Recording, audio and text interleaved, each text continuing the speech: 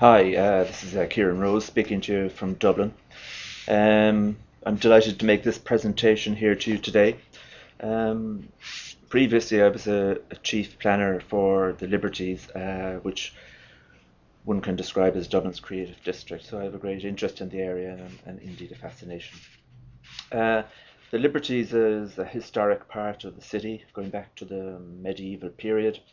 It was one of the key industrial areas of the city in the 19th century and earlier, involved in major industries such as brewing, distilling, engineering, textiles, and had a whole tradition of craftspersons. And in some ways, we can see that continuing on today. But since the 19th century and the early 20th century, it lost a huge number of these enterprises. A lot of them closed down, and some of them shed jobs hugely. But it's interesting that is one of the resources of this area is its great architectural heritage of industrial architecture and Georgian architecture. I suppose it's one of the themes that is very important for cities is the need to reinvent themselves to survive and to prosper. And the Guinness Storehouse, the new, which was a brewery, is now transformed into a brilliant tourist facility that attracts 1 million visitors every year. So that great heritage, architectural and industrial heritage, is a gives it the potential to be a hugely attractive part of the city, one of the most attractive parts of the city.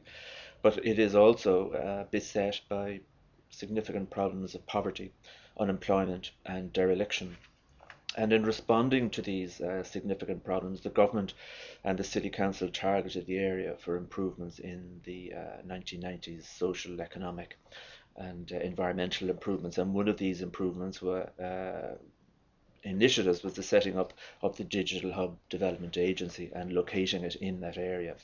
And this was the role of this agency was to encourage digital enterprises to locate there and also to encourage startup ones in their incubator spaces. It also had a property development function, and that was to encourage the development of offices for these digital enterprises. And it had an extensive land bank that was possible that was brought together from the various derelict sites to provide for this extensive development. And there were huge projects. They were very high quality in terms of their proposals, mixed use, and so on. And they were pursued via a public-private partnership.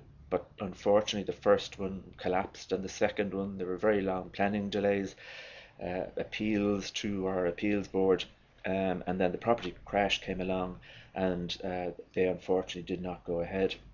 So now the digital hub is proceeding on the basis of much smaller scale, even micro renovation projects, and putting smaller sites out to the market to see if there's an interest there.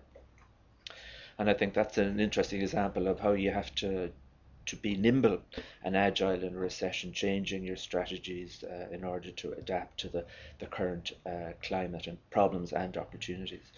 So I think there also needs to be in these creative districts, there needs to be a holistic and comprehensive approach so that there has to be improvements in the public domain, in the quality of public spaces, and in the quality of buildings. And there's also a great need to address antisocial activities, whether it's drugs or whatever, and also to tackle issues of educational disadvantage and improve educational outcomes in these particular areas. And I suppose one of the things that's very critical in Ireland currently is that these initiatives have to be low cost but high impact.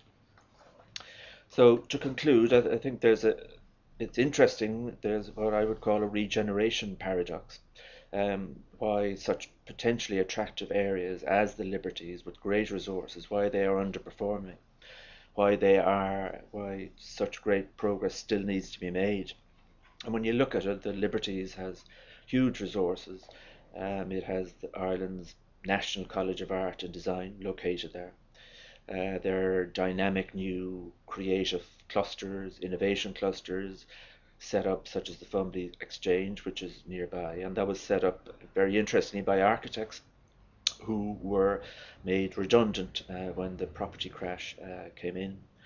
And they're in the Liberties there, great new creative worker clusters there. We have Ireland's leading architects, De Blockham and Marr, built their new offices in the area. And it's great to see that mix of high quality old buildings and great new contemporary architecture. So to finish, cities must be resilient in difficult economic times, and in a recession we must be even more creative and agile in responding to the problems and to the opportunities. And as cities we must continually keep on reinventing ourselves to survive and prosper in the 21st century. Thanks very much again for asking me to say a few words, and best wishes for the conference. Thank you.